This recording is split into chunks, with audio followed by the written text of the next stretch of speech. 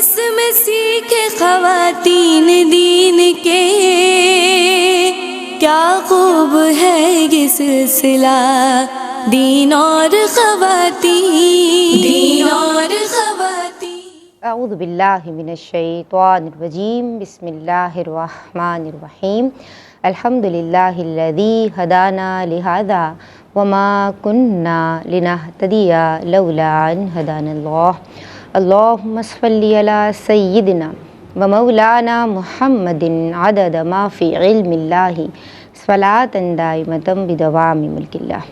السلام علیکم ورحمۃ اللہ وبرکاتہ۔ جناب، خواتین کی دینی تربیت اور اصلاح کے تعلق سے ARYQ TV کی یہ ایمان افروز کاوش ہے جس کا سرنامہ ہے دین اور خواتین۔ ہمارا بنیادی مقصد صنف نازک کو، ماؤں کو، بہنوں کو، بیٹیوں کو، بچیوں کو، خاتون خانہ کو، گھروں کی بنیاد اور اکائی یعنی basic unit of the family کو دین اسلام سکھانا ہے، شریعت مطہرہ کی بنیادی معلومات سے واقف کاری اور روشناسی فراہم کرنے کی نیت سے الحمدللہ ہم ہر بدھ اور جمعرات کو پاکستانی وقت کے مطابق کم و بیش 5 بجے ARYQ TV کی اسکرین پہ براہ راست حاضر ہو جاتے ہیں، اور کوشش یہی ہوتی ہے کہ آسان اور عام فہم انداز میں آپ کو دین کی تعلیمات بتائی بھی جائیں، آپ تک پہنچائی جائیں، تاکہ ہر گھر میں شریعت مطہرہ کی پریکٹس کو عمل میں لایا جا سکے۔ جب آپ پریکٹسنگ وومن ہوں گی تو پھر جس بچے کی آپ تربیت کر رہی ہوں گی اس تک بھی دین پہنچے گا انشاءاللہ عز و جل۔ یہی عزم ہے، یہی مقصد ہے۔ آج کیا بات ہو رہی ہے، آپ سب کو ماہ شعبان المعظم بہت بہت مبارک ہو۔ جناب، اس مبارک ماہ کو حضور جان عالم صلی اللہ تعالی علیہ وآلہ وسلم سے نسبت ہے شہر النبی۔ اس مہینے کو کہا جاتا ہے، اس مہینے میں رمضان کی تیاری یعنی روحانی تیاری کا سامان بھی کرنا ہے، اور جناب رغبت کے ساتھ نیکیاں کرنی ہیں، اور کسی بھی نیکی کو جو ہے وہ معمولی نہیں سمجھنا ہے۔ اللہ تبارک و تعالی جس سے راضی ہو جائے، جس سے خوش ہو جائے، اور اپنے مراتب کو گریجولی آپ نے بڑھاتے رہنا۔ اللہ تبارک و تعالی آپ سب کو اس کی توفیق عطا فرمائے۔ آج کا پروگرام شروع کر رہی ہوں، اور ماہ شعبان المعظم کی فضیلت ہمارا بنیادی موضوع ہے۔ آج جو عالمات میری آپ کی ہم سب کی رہنمائی کے لیے آن دی سیٹ موجود ہیں، ماشاءاللہ یہ دونوں ہی بہت خوبی کے ساتھ گفتگو کرتی ہیں، اور اللہ تبارک و تعالی سے دعا گو ہیں کہ اللہ ان کے علم و عمل میں برکتیں عطا فرمائے۔ عالمہ صفا فاطمہ اور عالمہ علیہ شائق، السلام علیکم ورحمۃ اللہ وبرکاتہ۔ وعلیکم السلام ورحمۃ اللہ وبرکاتہ۔ آپ دونوں خیریت سے ہیں؟ ماشاءاللہ، اللہ تبارک و تعالی آپ دونوں کو سلامت رکھے، اور آپ دونوں کو ویلکم کرتے ہیں، اور آپ دونوں کے لیے دعا گو ہیں۔ ہمارے پروگرام کا جناب کلیدی حصہ، مرکزی حصہ، بنیادی حصہ ہمارے مینٹور، ہمارے شیخ استاذنا المکرم شیخ الحدیث فیض بخش، فیض گستر، فیض رسا مفتی محمد احسن نوید خان نیازی دامت فیودہم آن بھی پر براہ راست ہماری رہنمائی فرما رہے ہیں ماشاءاللہ۔ ان کی سمت بڑھ رہے ہیں اور سلام عرض کر رہے ہیں۔ السلام علیکم ورحمۃ اللہ وبرکاتہ۔ وعلیکم السلام ورحمۃ اللہ وبرکاتہ۔ مزاج ہمایوں الحمدللہ رب العالمین۔ ماشاءاللہ، اللہ تبارک و تعالی آپ کا سایہ عاطفت دراز فرمائے۔ آپ کی اجازت سے پروگرام شروع کروں؟ جی، اللہ کا نام لے کے شروع کیجیے۔ بسم اللہ الرحمن الرحیم۔ ماہ شعبان المعظم بہت پیارا مہینہ، اور ہماری بہت پیاری اسکالر ہمارے ساتھ موجود ہیں، عالمہ صفا فاطمہ۔ صفا، آپ کی سمت آؤں گی، اور ماہ شعبان کی یعنی شعبان المعظم کی میں چاہتی ہوں کہ اس کی وجہ تسمیہ بتائیے شعبان کی۔ بسم اللہ الرحمن الرحیم۔ نبی کریم علیہ الصلاۃ والسلام کی امت پر اللہ رب العزت کے جو خصوصی فضل ہیں ان میں سے ایک یہ بھی ہے کہ اللہ رب العزت نے شعبان کے مہینے میں عبادت کرنے کے جو ہیں وہ فضیلت بھی رکھی، اور نبی پاک علیہ الصلاۃ والسلام نے اس مہینے میں خاص طور پر عبادتوں کا اہتمام کرنے کی ترغیب بھی دلائی ہے۔ اور جب ہم دیکھتے ہیں کہ رمضان سے پہلے اس مہینے کی فضیلت کا بیان ہونا، گویا کہ وہ تقویٰ جس کو حاصل کرنے کے لیے رمضان المبارک میں ہمیں کوشش کرنی ہے، اس کے لیے مقدمے کی حیثیت رکھتا ہے کہ یہاں پر ہم کوشش کریں، اور ایک دم کسی کو عادت نہیں بنتی ہے، پورا سال اگر عبادتیں نہیں کر سکے اس طرح جس طرح کرنی چاہیے تھیں، تو کم از کم ان ایام میں خصوصی عبادت کا اہتمام کیا جائے، تاکہ رمضان میں اس حال میں داخل ہوں کہ خاص طور پر عبادتوں کا معمول ہماری زندگی کا حصہ ہو اور ہماری عادت بن جائے۔ تو اگر وجہ تسمیہ کی بات کریں، وجہ تسمیہ کا مطلب نام رکھنے کی وجہ، تو اس مہینے کو شعبان اس لیے مختلف اس کی وجوہات ہیں، کیونکہ اس کا روٹ ورڈ جو ہے وہ شعبن، اور اس اعتبار سے اگر دیکھیں یا ڈفرینٹ اس کے جو میننگز ڈکشنری میں یوز ہوئے ہیں، ان میں سے ایک معنی جو ہے وہ یہ ہے کہ اجتماع۔ تو چونکہ اس مہینے میں نیکیوں کا اجتماع ہوتا ہے، خیر و برکت جمع ہوتی ہے، یعنی کئی نیکیوں کا مجموعہ عبادت کے طور پر ہم اس مہینے میں ادا کرتے ہیں، نیکیاں کرنے کا موقع ملتا ہے، یوں پھر اس مہینے کا نام شعبان رکھا گیا۔ اسی طرح متفرق کے معنی میں بھی استعمال ہو سکتا ہے، اور اس سے بھی مراد یہی ہے کہ مختلف قسم کی عبادتوں کی طرف رغبت دلائی گئی، لہٰذا اس مہینے کا نام شعبان رکھا گیا۔ اسی طرح شاخ در شاخ کا ترجمہ بھی کر سکتے ہیں، تو اس اعتبار سے دیکھیں تو بھی ہمیں جب ہم دیکھتے ہیں کہ جس طرح ایک درخت کی شاخیں ہوتی ہیں اور شاخیں پھیلتی ہیں، تو اس مہینے میں نیکیاں کرنے کی وجہ سے جو اجر و ثواب ہے وہ بڑھ جاتا ہے، اس میں اضافہ ہوتا ہے، تو اس اعتبار سے بھی اس مہینے کو شعبان کہا گیا۔ گو کہ یہ ڈفرینٹ وجوہات پر جب غور کرتے ہیں تو معلوم ہوتا ہے عبادتیں کرنا، ان کی رغبتیں ہمارے دلوں میں ڈالنا، یہ بنیادی مقصد ہے۔ اسی لیے نبی کریم علیہ الصلاۃ والسلام نے خود بھی عبادتوں کا اہتمام اس مہینے میں فرمایا ہے اور امت مسلمہ کو ترغیب بھی دلائی ہے۔ جناب، ماہ رمضان کی تیاری بھی ہو رہی ہے اور اسے رمضان کا مقدمہ بھی کہا جاتا ہے، جیسے کہ آپ نے ضمناً ذکر کیا۔ میں آپ کی سمجھاؤں گی، اور اس ماہ کا جو چاند دیکھنا ہے اس کا کیا حکم شرعی ہے؟ اسلام نے عبادات کی بنیاد جو ہے وہ یقین پر، یعنی رؤیت ہلال پر، چاند نظر آنے پر رکھی ہے، کسی بے حساب سے نہیں یا اندازے سے نہیں، بلکہ یہ بتایا کہ جب چاند نظر آئے گا تبھی جو عبادت کسی مہینے کے ساتھ خاص ہے اس کی تبھی ابتدا ہوگی۔ اسی طرح سے شعبان کا مہینہ ہے کہ جب 29 رجب کی رات کو چاند دیکھا جائے گا، اگر نظر آ جاتا ہے تو آپ اگلے دن سے شعبان کی ابتدا ہو جائے گی، نہیں نظر آتا ہے تو پھر 30 تاریخ کو دیکھا جائے گا، کیونکہ نبی کریم صلی اللہ علیہ وسلم نے فرمایا چاند دیکھ کر روزہ رکھو، چاند دیکھ کر افطار کرو، اور اگر بادل چھا جائیں تو پھر 30 کا مہینہ پورا کرو۔ فقہاء کرام نے اس بات کی تشریح فرمائی ہے کہ یہ صرف رمضان کے ساتھ خاص نہیں ہے، بلکہ جتنے قمری مہینے ہیں، یعنی جو چاند والی تاریخیں ہیں، جو مہینے ہیں چاند کے، ان تمام کے ساتھ ہے۔ اب شعبان کے مہینے کے حوالے سے یہ ہے کہ جب آپ کو چاند نظر آ جاتا ہے تو آپ نے اس بات کا خیال رکھنا ہے کہ غیر مصدقہ، غیر معتبر باتوں پر، یا جو افواہیں ہوتی ہیں کہ چاند نظر آ گیا، نہیں نظر آیا، ان کے اوپر عمل نہیں کرنا، بلکہ جو معتبر اجتماعی طور پر جو اعلان ہوتے ہیں، شرعی طور جو ہماری مساجد وغیرہ سے اعلان ہوتے ہیں، ان کے اوپر عمل کرتے ہوئے آپ شعبان کے مہینے کی عبادت کا آغاز کریں گے، اور جب چاند نظر آ جاتا ہے تو آپ اس کے ساتھ چاند دیکھ کر دعا کریں، یہ بھی ثابت ہے۔ ٹھیک ہے، بہت شکریہ آپ کا مفتی صاحب۔ میں آپ کی سمجھاؤں گی، اور ماہ شعبان کی وجہ تسمیہ اور چاند دیکھنے کا حکم شرعی میں چاہتی ہوں کہ آپ رہنمائی فرمائیں۔ بسم اللہ الرحمن الرحیم، صلی اللہ علیہ حبیب محمد وعلی آلہ وصحبہ وبارک وسلم۔ جہاں تک ماہ شعبان کی وجہ تسمیہ کی بات ہے تو پہلے تو ایک بات یہ سمجھ لیجئے کہ ماہ شعبان کا جو یہ نام ہے شعبان، یہ اسلام سے قبل زمانہ جاہلیت میں بھی اس کا یہی نام تھا، پہلے سے ہی اس کا نام شعبان تھا۔ حضور جان عالم صلی اللہ تعالی علیہ وآلہ وسلم نے اس نام کو برقرار رکھا، اسلام میں برقرار رکھا گیا، تو اس لیے شعبان ہی چلتا آیا۔ وہ لوگ شعبان کیوں کہتے تھے؟ شعبان اصل میں جو ہے وہ تشعب سے ماخوذ ہے، اور تشعب جو ہے وہ دو الگ الگ معنوں کے لیے استعمال ہوتا ہے، از قبیل ازداد ہے، یعنی دو متضاد معنی کے لیے استعمال ہوتا ہے۔ جمع ہونے کے معنی میں بھی استعمال ہوتا ہے تشعب، اور متفرق ہونے، جدا ہونے، الگ ہونے اور الگ ہو کر پھیلنے کے معنی میں بھی استعمال ہوتا ہے۔ چونکہ جو ہے وہ زمانہ جاہلیت میں ایسا ہوتا تھا کہ کفار جو ہے رجب چونکہ حرمت والا مہینہ ہے تو یہ ختم ہوتا تھا، تو اس کے بعد وہ کبھی لوٹ مار کے لیے الگ الگ ہو جاتے تھے، پھیل جاتے تھے باہر، کچھ لوگ جو لوٹ مار کرنے والے ہیں، اور جو دیگر لوگ ہیں قتل و غارت کرنے والے، وہ اس مقصد کے لیے نکل جاتے تھے، اور کچھ لوگ جو ہے وہ دیگر ملوک سے، بادشاہوں سے جا کے ملاقاتیں کرتے تھے، جدا ہو جاتے تھے، یعنی آپس میں سفر کرتے تھے، جا کر ان سے انعام اکرام لینے کی کوشش کرتے تھے۔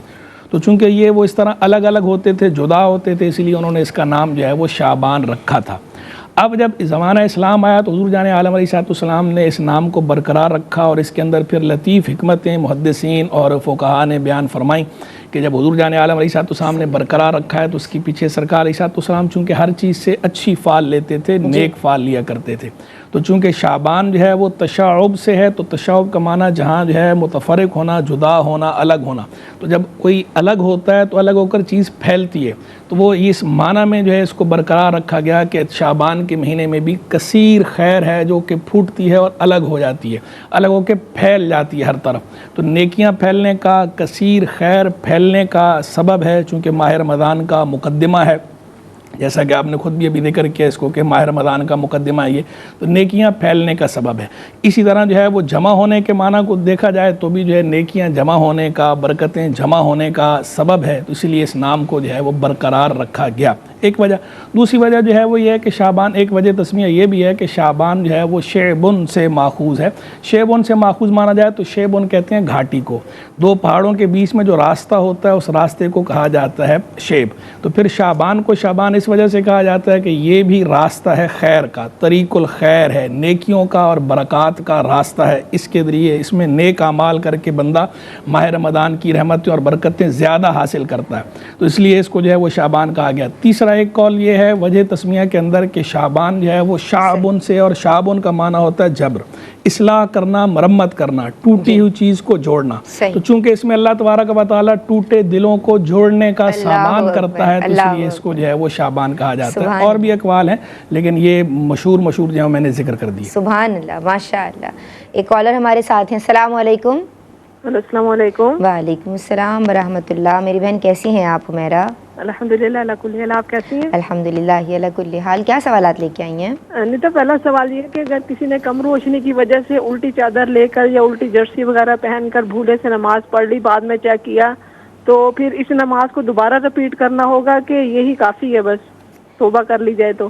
اچھا ٹھیک ہے۔ اور دوسرا سوال یہ ہے، میں کرنا چاہوں گی کہ بعض بہویں ہوتی ہیں نا، وہ اپنے شوہر حضرات کو منع کرتے ہیں کہ اپنی والدہ پہ زیادہ خرچ نہ کرو، اس طرح سے نہ تانا زنی ہو جاتی ہے، وہ اس طرح سے احساس دلاتی ہیں کہ بھئی آپ سے زیادہ محبت ہم کرتے ہیں، احساس ہم کرتے ہیں، تو کیا اس طرح سے شوہر کو اکسانا اور اس طرح سے رویہ اختیار کرنا، کیا یہ اس طرح سے گناہ گار ہوتی ہیں؟ وہ بیٹے مان جاتے ہیں؟ ہاں جی، اکثر ایسے دیکھا جاتا ہے کہ وہ پھر بہکاوا اس طرح سے چلتا ہے، پھر گھروں میں بہت زیادہ ہاں جہاں سنی جائے گی تو وہاں ہوں گے نا۔ ابھی اس پہ بات، ہمیں زیادہ احساس ہے، ہاں آپ کی بات صحیح ہے، اس بات کو بالکل شامل کریں گے اور اللہ ہم سب کو سمجھ دے، ہدایت دے۔ السلام علیکم۔ ایک اور کالر ہمارے ساتھ ہیں، یہ کال ڈراپ ہو گئی ہے، آپ ہمیں دوبارہ کال کر سکتی ہیں۔ اس وقت ہم ایک بریک شامل کر رہے ہیں، درود پڑھتے رہیں۔ اللہم بسم اللہ الرحمن الرحیم۔ السلام علیکم ورحمۃ اللہ۔ دین اور خواتین میں آپ کا خیر مقدم ہے۔ ہم بات کر رہے ہیں ماہ شعبان المعظم کی فضیلت کے تعلق سے۔ عالمات آن دی سیٹ موجود ہیں اور آن بی پر براہ راست مفتی محمد احسن نوید خان نیازی ہمارے ماشاء اللہ مینٹور، ہماری رہنمائی کے لیے تشریف فرما ہے۔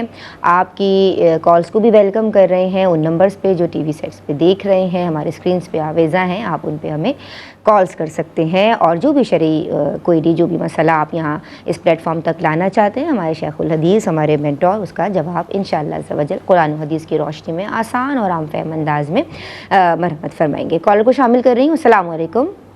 وعلیکم السلام، میں راولپنڈی سے بات کر رہی ہوں۔ جی بہن کیا نام ہے؟ پوچھنا، وضو کرتے ہیں جب نماز کے لیے تو پاؤں کی انگلیوں کے درمیان والی جگہ ہاتھ کی انگلیوں سے گیلی کرنی ضروری ہے؟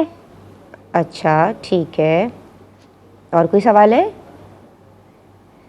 بہت شکریہ، آپ نے ہمیں کال کی، آپ کا سوال نوٹ کر لیا ہے۔ آپ ٹی وی سیٹ کے پاس جائیں، انشاءاللہ اگلے سیگمنٹ میں سارے سوالات شامل کرنے کی کوشش کروں گی۔ ماہ شعبان کی فضیلت اور اہمیت کے باب پہ کلام کیجیے۔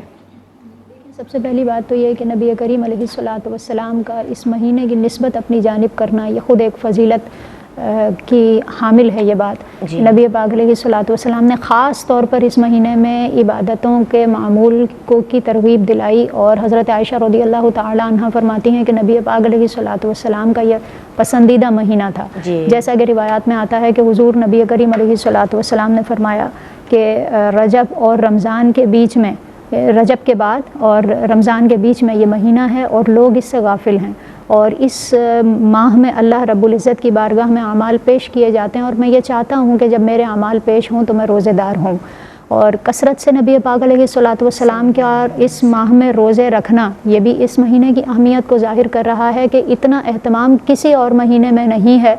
رمضان میں تو فرض ہیں، لیکن باقی جو ماہ ہیں ان میں سے کسی میں بھی نبی پاک علیہ الصلوۃ والسلام اس طرح اہتمام نہیں فرماتے، اس طرح ترغیب نہیں دلاتے روزے رکھنے کی جس طرح شعبان میں ترغیب دلا رہے ہیں۔ اس کا مطلب ہے کہ اس اعتبار سے بھی اس ماہ کی فضیلت اور اہمیت بڑھ جاتی ہے۔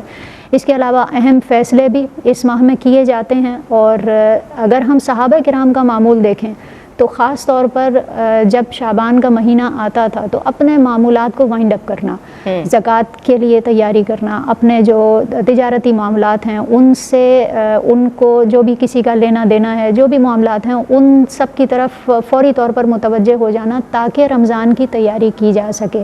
تو بیسیکلی جس کا میں نے شروع میں بھی ذکر کیا کہ حصول تقویٰ جو کہ بنیادی مقصد ہے رمضان کو ہماری طرف متوجہ کرنے کا، اس تقوی کے حصول کے لیے یہاں پر جو تیاری کروائی جا رہی ہے اس اعتبار سے اس ماہ کی اہمیت بڑھ جاتی ہے کہ یہاں پر نبی کریم علیہ الصلوۃ والسلام کا خصوصی عبادات کی ترغیب بھی دلانا، اور خود صحابہ کرام کا عمل کے تلاوت میں مشغول ہو جایا کرتے تھے، روزوں کے اعتبار سے، تلاوت کے اعتبار سے۔ جب ہم نبی کریم علیہ الصلوۃ والسلام کا اور صحابہ کرام کا اور اکابرین کا عمل دیکھتے ہیں، خاص طور پر اس ماہ میں روزوں کی اور تلاوت کی اپنی جو روٹین ہے اس میں اضافہ کر دینا، یہ بھی اس مہینے کی اہمیت کو ظاہر کر رہا ہے۔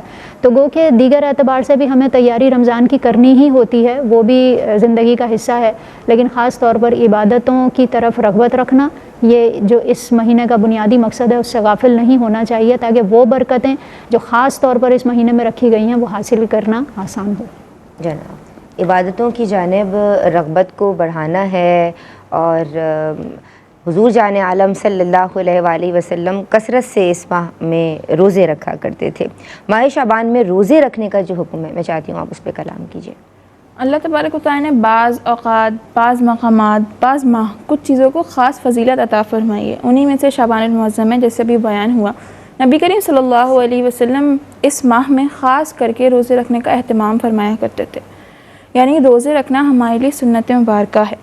حضرت عائشہ صدیقہ رضی اللہ تعالیٰ عنہ فرماتی ہیں کہ رسول اللہ صلی اللہ علیہ وسلم رمضان کے علاوہ شعبان سے زیادہ کسی ماہ میں روزے نہیں رکھا کرتے تھے۔ جی، اسی طرح سے روایت میں آتا ہے کہ آپ فرماتی ہیں کہ آپ اتنی کثرت سے روزے رکھا کرتے تھے کہ یہاں تک کہ ہم کہتے گویا آپ نے پورے ماہ روزے رکھے، یعنی پورے مہینے ہی روزے رکھے۔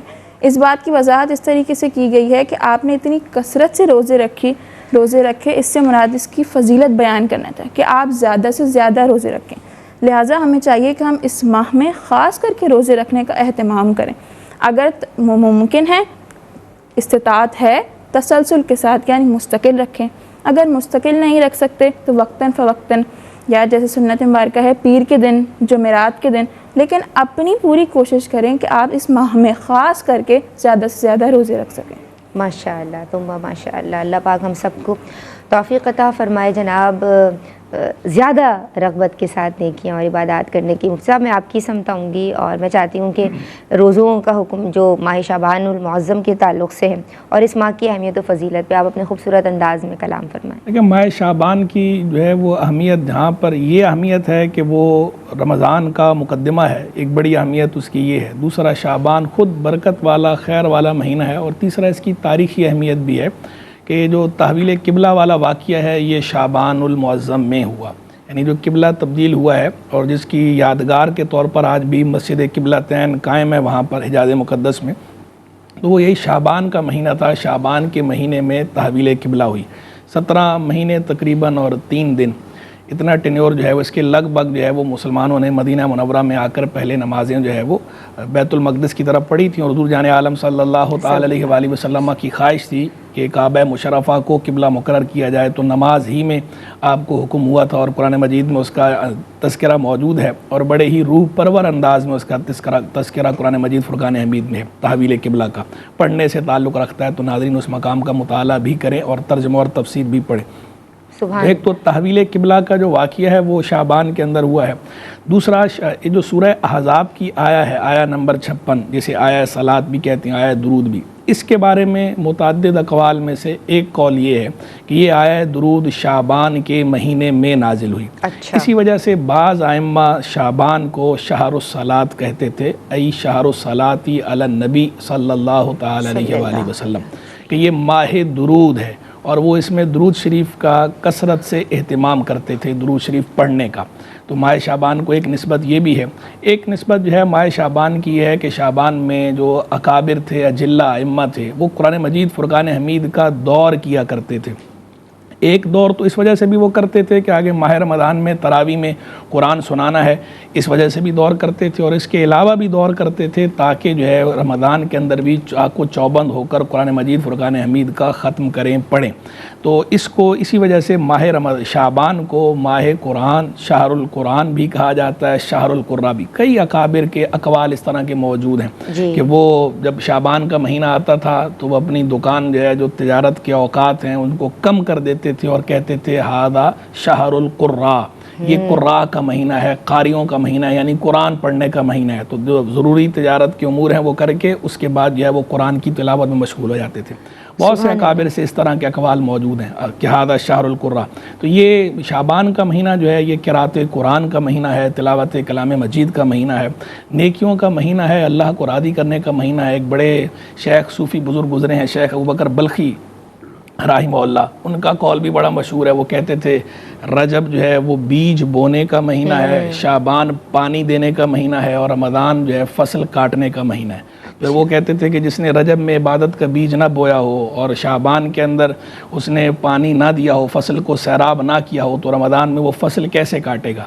تو یعنی وہ ابھارتے تھے، اہمیت جو ہے وہ اس کی ذہن نشین کراتے تھے، سمجھاتے تھے کہ رجب کے اندر بھی عبادت کا اہتمام کرو، شعبان میں بھی عبادت کا اہتمام کرو، اور ماہ رمضان تو خیر ویسے ہے ہی عبادت کا مہینہ، تو تاکہ ماہ رمضان کی برکتیں زیادہ سے زیادہ ملیں. تو جو رجب کے مہینے کو بھی عبادت الہی میں گزارے، یاد الہی میں گزارے، اللہ سے تعلق مضبوط کرے، شعبان کو بھی اسی انداز میں گزارے اور رمضان کو بھی گزارے، تو اس کو صحیح معنوں میں رمضان کی برکتیں حاصل ہوتی ہیں. ہم یہ تو نہیں کہتے کہ کوئی اگر رجب یا شعبان میں کثرت سے عبادت نہ کرے اور ماہ رمضان میں کثرت سے عبادت کرے تو وہ عبادت کے اجر سے محروم رہے گا، یہ تو ہم نہیں کہتے. لیکن ہم یہ کہتے ہیں کہ وہ بندہ کہ جو رجب، شعبان، رمضان تینوں مہینوں کو کثرت سے عبادت میں گزارتا ہے تو اس کی جو اجر ملتا ہے، جو اس کی روحانیت اور نورانیت اور برکت اور رحمت جو اس پہ نازل ہوتی ہے وہ الگ ہوتی ہے، اس کی شان الگ ہے. تو لہذا ماہ رجب تو خیر اب گزر گیا، ماہ شعبان شروع ہو گئے، تو ماہ شعبان میں عبادت کا اہتمام کیجئے، درود شریف کثرت سے پڑھیے، قرآن مجید کی تلاوت کثرت سے کیجئے،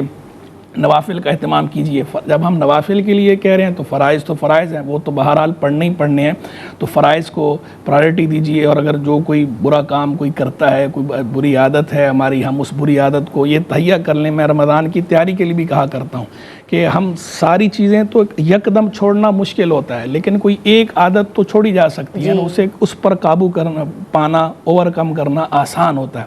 تو بس اپنے پاس لکھ لیں کہ میں اس دفعہ جو ہے اپنی یہ والی جو میری بری عادت ہے، یہ بری عادت جو ہے میں چھوڑوں گا یا چھوڑوں گی، اور بس اس پر جو ہے وہ سختی سے عمل شروع کر دیں، اور انشاءاللہ اس کی برکتیں آپ کو ماہ رمضان کی یہ گناہ چھوڑنے کی وجہ سے اس کی برکتیں اور زیادہ ملیں گی، اور اللہ کی رحمت اور زیادہ آپ کی طرف متوجہ ہوگی، اور آپ کو اپنے قلب میں عبادت کی اور زیادہ حلاوت محسوس ہوگی، اور آپ کو اللہ سے اپنا تعلق مضبوط ہوتا محسوس ہوگا. سبحان اللہ، انشاءاللہ، کیا بات ہے. اللہ تبارک و تعالیٰ آپ کو سلامت رکھے. میں آپ کی سمت آؤں گی عالمہ صفا فاطمہ. مجھے یہ بتاؤ کہ ماہ شعبان المعظم کی جو 15ویں شب ہے، اس کے تعلق سے یعنی اس کی کیا اہمیت ہے، کیا فضیلت ہے؟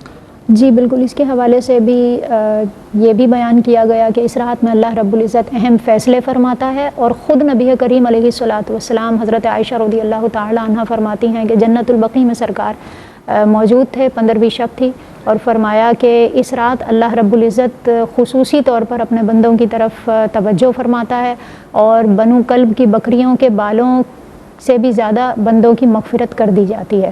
اور وہ کثرت کی طرف ہی اشارہ تھا، کیونکہ اس وقت اس قبیلے کے پاس کثرت سے بکریاں موجود تھیں، تو ان کی طرف اشارہ کیا گیا کہ جتنے ان کے جسم پر بال ہیں اس سے بھی زیادہ اللہ رب العزت بخشش کرنے پر قادر ہے. اور یقیناً یہ رات اس اعتبار سے کہ عبادت کے لیے خاص طور پر اس میں اہتمام کرنا چاہیے. اللہ رب العزت نے انسان کو پیدا ہی عبادت کے لیے کیا ہے، ہر رات عبادت میں گزارے ہیں. جس قدر ہو سکے عبادت کا اہتمام اہتمام کریں، لیکن خاص عبادتوں کا جو معمول ہے، خاص راتوں کا جو معمول ہے، اس کو اپنی زندگی میں ضرور شامل کرنا چاہیے۔ سابقہ امتوں کی عمریں طویل ہوا کرتی تھیں، جسم بھی مضبوط ہوا کرتے تھے، تو عبادتوں کے موقع بھی بہت زیادہ ملتے تھے، لیکن امت محمدیہ کی عمریں بھی طویل نہیں ہیں اور جسم بھی اس طرح مضبوط نہیں ہیں۔ تو اللہ رب العزت نے یہ اہتمام فرمایا ہے کہ کم وقت میں زیادہ سے زیادہ برکتیں حاصل کر سکیں، بونس آفرز مل رہی ہیں۔ جی بالکل، تو پھر اس سے محروم نہیں رہنا چاہیے۔ نبی پاک علیہ الصلوۃ والسلام کا از خود آپ علیہ الصلوۃ والسلام کا عمل بھی اس طرف متوجہ کر رہا ہے، اور ہمیں خاص طور پر جیسا کہ اللہ رب العزت آسمان دنیا پر تجلی فرماتا ہے اور ندا کی، جب رب کی طرف سے ندا کی جائے، ہے کوئی مانگنے والا، ہے کوئی بخشش کا طالب، تو اس سے محروم ہونا یہ بہت بڑی محرومی ہے۔ لیکن پھر اس کے ساتھ یہ بھی بیان کیا گیا کہ چند لوگ اس رات میں بھی محروم رہ جاتے ہیں، مثال کے طور پر والدین۔ جی بالکل، واپس آتے ہیں اور پھر یہ جو شقاوت کی بات ہو رہی ہے یہ جاری رکھیں گے انشاءاللہ عز و جل۔ السلام علیکم ورحمۃ اللہ۔ بسم اللہ الرحمن الرحیم۔ جناب احکام دین سیکھے جا رہے ہیں اور آپ دیکھ رہے ہیں ذرائع ناچیز کے ساتھ خواتین کا اپنا پروگرام دین اور خواتین۔ عالمات آن دی سیٹ موجود ہیں۔ عالمہ صفا فاطمہ بریک سے قبل ہمیں بتا رہی تھیں ماہ شعبان کی 15ویں شب کے تعلق سے، اور وہ کون سے لوگ ہیں کہ جو اس شب بھی محروم ہیں۔ جی بالکل، ایسی برکت والی رات جس میں رحمتوں کے، بھلائیوں کے دروازے کھول دیے جاتے ہیں، اس رات بھی اگر کچھ لوگ محروم ہیں تو ان کی بھی فہرست نبی کریم علیہ الصلوۃ والسلام نے بیان فرما دی۔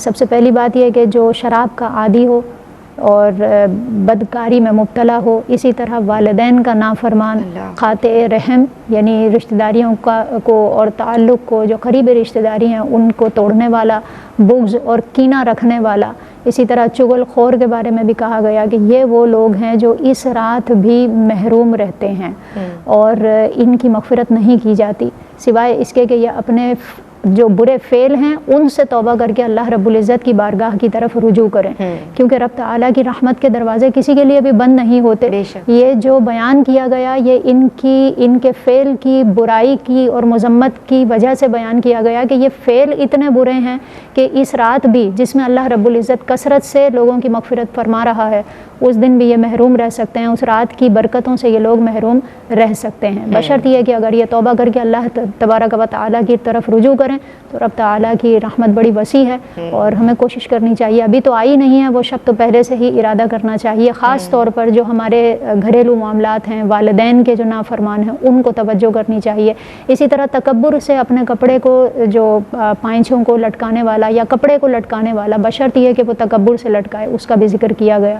ان تمام باتوں کا خیال رکھنا چاہیے تاکہ رات کی، اس خاص رات کی برکتوں سے محروم نہ رہ جائیں۔ اللہ اکبر، اللہم آمین۔ میں آپ کی سمت آؤں گی اور مجھے یہ بتائیے کہ نصف شعبان میں شب بیداری کا کیا حکم ہے، اور پھر اگلے دن جو روزہ رکھا جاتا ہے اس حوالے سے شریعت کیا کہتی ہے؟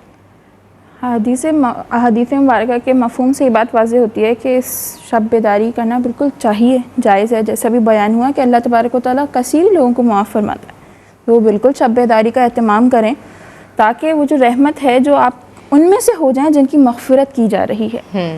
قرأت کریں، کثرت سے قرأت کریں، جیسے کہ کہا جاتا ہے یہ مہینہ قرأت والوں کا ہے، ساتھ میں درود شریف کی کثرت، توبہ، استغفار، دعا و مناجات جتنا زیادہ ہو سکے ان تمام اعمال کا، ان تمام افعال کا خاص کر کے اہتمام کریں، بالکل جائز ہے۔ جہاں تک بات ہے اگلے دن روزہ رکھنے کی، تو نبی کریم صلی اللہ علیہ وسلم نے 15 تاریخ یعنی نصف شعبان کو روزہ رکھنے کی ترغیب دلائی ہے، ساتھ ساتھ اکابرین ائمہ کا بھی اس پر عمل رہا ہے۔ اسی کے ساتھ ساتھ نبی کریم صلی اللہ علیہ وسلم نے فرمایا کہ اگر تمہیں اس ماہ میں روزہ رکھنا ہے، حدیث مبارکہ کا مفہوم ہے، تو 13، 14، 15 کو رکھو۔ اچھا، یعنی یہ ایام بیز ہیں جن میں آپ نے روزہ رکھنا ہے، تو آپ اگر 15 تاریخ کو بھی رکھ لیتے ہیں تو اس کی بھی برکت حاصل ہو جائے گی، لہٰذا آپ شب بیداری کریں اور اگلے دن روزہ رکھنے کا بھی اہتمام کریں۔ یہ مبارک مہینہ ہے، بابرکت مہینہ ہے، اور جتنا زیادہ ہو سکے اس میں برکتیں، رحمتیں سمیٹیں اور محروم نہ ہوں۔ سبحان اللہ، اللہم آمین۔ اللہ تبارک و تعالی ہم سب کو برکتیں سمیٹنے کی توفیق عطا فرمائے۔ حضرت صاحب کی سمت پڑھتے ہیں اور دیکھتے ہیں وہ اپنے خوبصورت انداز میں کس طرح ہمیں گائیڈ کرتے ہیں۔ جی حضور۔ لیکن جہاں تک جو ہے وہ بات ہے شب برات کا جو اگلا دن ہے اس کے روزے کی، تو اس کا روزہ رکھنا بالکل جائز ہے، اس میں کسی قسم کی کوئی قباحت نہیں ہے۔ بعض لوگ جو ہے وہ یہاں پہ یہ کہتے ہیں کہ جناب اس بارے میں جو حدیث ہے وہ حدیث جو ہے وہ موضوع ہے، من گھڑت ہے۔ سنن ابن ماجہ کی ایک حدیث ہے جس حدیث کے بارے میں یہ کہا جاتا ہے۔ تو پہلی بات تو یہ ہے کہ وہ جس حدیث کے بارے میں یہ دعویٰ کیا جاتا ہے کہ یہ موضوع ہے، تو اس کا موضوع ہونا متفق علیہ نہیں ہے، یعنی ایسا نہیں ہے کہ سارے محدثین کے نزدیک جو ہے وہ موضوع ہی ہو، ایگریڈ اپون نہیں ہے، بلکہ جو ہے وہ اس کو وہ ضعیف تو ہے، اس کے ضعیف ہونے پہ کلام نہیں ہے، ضعیف ہے لیکن موضوع ہونے پر کلام ہے۔ بعض نے موضوع تسلیم کیا ہے اور بعض نے اس کو موضوع تسلیم نہیں کیا، خاص جو ہے وہ جو خاص روایت سنن ابن ماجہ والی۔ باقی اس سے ہٹ کر جو ہے وہ ایام 20 کے بارے میں جو احادیث ہیں وہ تو ویسے ہی موجود ہیں، تو اس کی روشنی میں بھی اگر یعنی سے روایت سے قطع نظر کر لیا جائے سنن ابن ماجہ والی، بالفرض مان لی جائے ان لوگوں کی بات کہ جو اس روایت کو موضوع کہتے ہیں، تو بھی ایام 20 کے بارے میں تو مطلقاً ویسے ہی ترغیب موجود ہے اور یہ ایام 20 میں شمار ہوتا ہے، لہذا جو ہے وہ اس کا روزہ ویسے بھی درست ہے۔ پھر جو ہے وہ ایک حدیث جو ہے وہ تو بالکل صحیح حدیث ہے، صحیح مسلم میں موجود ہے، جس میں اللہ کے نبی علیہ السلام نے پوچھا تھا کہ حل سمتا من سرری ھذا الشہر شیئا، کہ تم نے اس مہینے کے سرر میں سے کچھ رکھا ہے، کچھ روزے رکھے ہیں؟ تو یہاں یہ بالکل صحیح حدیث ہے، صحیح مسلم کی حدیث ہے۔ اب یہاں جو سرر ہے، اس سرر کی تشریح میں اختلاف ہے، محدثین کے مختلف اقوال ہیں۔ بعض حضرات کہتے ہیں کہ سرر سے مراد یہ مہینے کا اواخر جو ہے یعنی آخری دن مراد ہوتے ہیں، بعض کہتے ہیں مہینے کے اواسط جو ہے درمیان والے دن، بیچ والے دن جو ہے مراد ہوتے ہیں۔ اور سرر بعض تو یہاں تک کہتے ہیں کہ سرر جو ہے وہ جمع ہی سرہ کی ہے، سرہ ناف کو کہتے ہیں، ناف کو بھی اسی لیے کہتے ہیں کہ جس میں کہ بیچ میں ہوتی ہے، تو کہتے ہیں بیچ میں، تو 15 تاریخ بیچ میں ہے، تو لہذا جو ہے اس روایت سے بھی جو ہے وہ شعبان کا یہ جو روزہ ہے، نصف شعبان کا 15 تاریخ کا جو روزہ ہے وہ اس حدیث سے بھی مستفاد ہوتا ہے ان محدثین کی تشریح کے مطابق کہ جو یہاں پر سرر کو اواسط کے معنی میں لیتے ہیں کہ یہ مہینے کے وسط کے بارے میں ہے۔ تو جب اس طرح کی روایات موجود ہیں تو ایسی صورت میں جو ہے وہ اس روزے سے منع نہیں کرنا چاہیے، جو بھی یہ روزہ رکھتا ہے نیکی کا کام ہی ہے، نیکی کے کام سے نہیں روکنا چاہیے۔ ہاں کسی کا نظریہ کوئی غلط ہو تو اس کے غلط نظریے کی اصلاح کرنی چاہیے، کوئی اس کو لازم سمجھ رہا ہو، فرض سمجھ رہا ہو، واجب سمجھ رہا ہو، ضروری سمجھ رہا ہو، وہ آپ اصلاح کر دیں کہ بھائی فرض یا واجب نہیں ہے، ضروری نہیں ہے۔ لیکن جہاں تک یہ روزہ رکھنے کی بات ہے، اس کے جائز ہونے کی بات ہے، اس کے مستحب ہونے کی بات ہے، نیکی کا کام ہونے کی بات ہے، عبادت ہونے کی بات ہے، تو بالکل عبادت ہے، نیکی کا کام ہے، اللہ کے لیے رکھا جا رہا ہے۔ اور جو روزے کے فضائل ہوتے ہیں وہ اس پر بھی اسی طرح مرتب ہوتے ہیں، اس روزے پر بھی جس طرح دیگر نفلی روزوں پر اجر اور ثواب کے جو فضائل جو وارد ہیں، جو مرتب ہوتے ہیں، وہ اس پر بھی مرتب ہوتے ہیں، تو اس میں کوئی حرج کی بات نہیں۔ ٹھیک ہے۔ اور شب بیداری؟ شب بیداری کے والے سے بھی یہی ہے کہ شب بیداری کرنا جو ہے بالکل درست ہے، بس یہ ہے کہ شب بیداری میں تھوڑا یہ دیکھ لیا جائے کہ شب بیداری ہے یہ اللہ کی رضا کے لیے، عبادت کے لیے، تو عبادت میں آپ نے گزارنی ہے تو سبحان اللہ بہت اچھی بات ہے، لیکن اگر جو ہے وہ عبادت کی بجائے جو ہے وہ گوسپ شروع کر دی ہے یا جو ہے وہ موبائل میں مشغول ہو گئے ہیں اور جو ہے اس پہ فضولیات میں وقت جو ہے وہ ضائع کرنا شروع کر دیا ہے، تو پھر جو ہے وہ اس طرح کی شب بیداری کی تو خیر ہم اجازت نہیں دیتے۔ ہم اس شب بیداری کی بات کرتے ہیں کہ جو شب بیداری جو ہے وہ عبادت کے لیے ہو، اللہ کی رضا کے لیے ہو، علم دین سیکھنے سکھانے کے لیے ہو یا عبادت کے لیے ہو، جو اس طرح کے نیک کاموں میں مشغول ہیں، وقت گزار رہے ہیں، رات اگر اس میں گزار رہے ہیں، جو اس طرح کی شب بیداری کر رہے ہیں تو سبحان اللہ وہ عبادت میں گزار رہے ہیں، ان کو روکنا تو عبادت سے روکنا ہے، ذکر اللہ سے روکنا ہے۔ ذکر اللہ سے کون ظالم روکے گا، عبادت سے کون ظالم روکے گا؟ جو اس طرح اچھے انداز میں شب بیداری کر رہے ہیں، اللہ کی عبادت میں مشغول ہیں یا علم تعلیم و تعلم میں مشغول ہیں، سبحان اللہ ساری رات رہیں۔ بس یہ ہے کہ فرائض کا لحاظ رکھیں، عشاء کی نماز کا بھی لحاظ رکھیں، فجر کی نماز کا بھی لحاظ رکھیں، اور جو ان کی دیگر خانگی ذمہ داریاں ہیں ان کا بھی بہرحال لحاظ رکھیں۔ جی بہن نے سوال کیا، سوالات کے سمتا ہوں کالرز کے۔ پہلا سوال ہمارا نے کیا ہے کہ الٹی چادر پہن کے اگر کسی بہن نے نماز ادا کر لی ہے تو کیا اس کو دوبارہ پڑھنا ہوگا، اعادہ کرنا ہوگا؟ دیکھیں الٹا کپڑا پہن کر جو نماز پڑھنے کو فقہا نے مکروہ قرار دیا ہے کہ الٹا کپڑا چاہے وہ جرسی ہو یا سویٹر ہو یا جیکٹ ہو یا کرتا ہو یا شلوار ہو یا چادر ہو، الٹا کپڑا پہن کر نماز پڑھنا جو مکروہ لکھا ہے فقہا نے، تو وہاں کراہت سے مراد جو ہے وہ کراہت تنزیہیہ ہے، یعنی یہ مکروہ تنزیہی ہے، مکروہ تحریمی نہیں ہے۔ مکروہ تحریمی جو ہے وہ واجب الاعادہ ہوتی ہے، جو مکروہ تنزیہی ہوتا ہے اس صورت میں نماز واجب الاعادہ نہیں ہوتی، تاہم کوئی اعادہ کر لے تو مستحب ہے، نیکی کا کام ہے، اگر اعادہ کرنا چاہیں دل کی تسلی کے لیے تو کر لیں، اچھی بات ہے۔ باقی جہاں تک نماز نفس صلاۃ کی بات ہے، نماز ہو گئی ہے اور اس میں کوئی کرات تحریمیہ نہیں ہے، صرف مکروہ تنزیہی ہے. اور لیکن یہ بھی توجہ رہے کہ بھئی آپ بندہ دیکھ بھی لیا کرے، ایسا نہیں غلطی سے کبھی ہو گیا تو ٹھیک ہے، ایک دفعہ کی بات ہو گئی، لیکن ایسا نہ ہو کہ بار بار جو ہے وہ آپ اندھیرے کے اندر ایسے ہی جو ہے الٹا کپڑا یا الٹی جرسی پہن کے یا الٹی چادر لے کے نماز کی عادت ہی بنا لیں. عادت بنانا بھی اچھی بات نہیں ہے. جس طرح دیگر چیزوں میں ہم اہتمام کرتے ہیں تو نماز سے پہلے بھی اہتمام سے اس طرح دیکھ لیا کریں، پراپر جو نماز کے آداب ہیں ان کی رعایت ملحوظ رکھا کریں. اچھا، سوال یہ کیا کہ بعض اوقات ایسا ہوتا ہے کہ کچھ بہویں ایسی بھی ہوتی ہیں کہ بیویاں ایسی ہوتی ہیں بیگمات جو اپنے شوہروں کو اس بات سے روک رہی ہوتی ہیں کہ وہ اپنی والدہ کے ساتھ کسی طرح سے کوئی سلوک کر رہے ہوتے ہیں، پیسے کی شکل میں یا دیگر کسی بھی طور، تو وہ یہ کہتی ہیں کہ بھئی ہم آپ سے زیادہ محبت کرتے ہیں، ہم اس کے زیادہ حقدار ہیں. کیا فرمائیے گا؟ بالکل غلط کرتی ہیں، ایسا نہیں کرنا چاہیے. جو اس طرح کی بیویاں ہیں جو شوہروں کو اپنی ماؤں سے حسن سلوک کرنے سے روکتی ہیں، منع کرتی ہیں، ان کے اس رویے کی اصلاح کرنی چاہیے. اور جو اس طرح کرتی ہیں تو آگے یہ تو دنیا ہے نا، یہاں تو ہے گنبد کی صدا، جیسی کہو ویسی سنو، مکافات عمل ہے. جب یہ خود مائیں بنتی ہیں اور جب ان کے اپنے بچے جو ہے پھر آگے ان کی شادیاں ہوتی ہیں تو پھر یہ جو اس وقت ان کا کیا ہوا ہے نا یہ ان کے سامنے آتا ہے. تو اللہ تبارک و تعالیٰ جو ہے وہ اس طرح پھر اس کی صدا بعض اوقات دنیا میں ہی دیتا ہے. پھر ان کے اپنے بچے بھی ایسے ہی جو ہے وہ اپنی بیویوں کی بات سنتے ہیں اور ان کے ساتھ حسن سلوک سے پیش نہیں آتے. تو اپنے آپ کو خود اس کی جگہ، ماں کی جگہ رکھ کے سوچا کریں اور اس طرح شوہروں کو ماں کے خلاف نہیں بھڑکانا چاہیے. بہت اچھی بات. اور بہن آپ کا سوال رہ گیا، انشاءاللہ زندگی رہی تو کل شامل کیا جائے گا. بہت شکر گزار ہوں مفتی صاحب آپ کی، عالمہ صفا فاطمہ آپ کی، عالمہ عالیہ شارق آپ کی. جناب آج کے لیے بس اتنا ہی. اللہ تبارک و تعالی ماہ شعبان المعظم میں خوب خوب نیکیاں کرنے کی توفیق عطا فرمائے. السلام علیکم ورحمۃ اللہ. بہرے نصاب دیکھیے آقا کے فرامی، اوجے کمال پر ہے وہ تابندہ مضامی. احکام اس میں سیکھے خواتین دین کے، کیا خوب ہے یہ سلسلہ دین اور خواتین، دین اور خواتین، دین اور خواتین.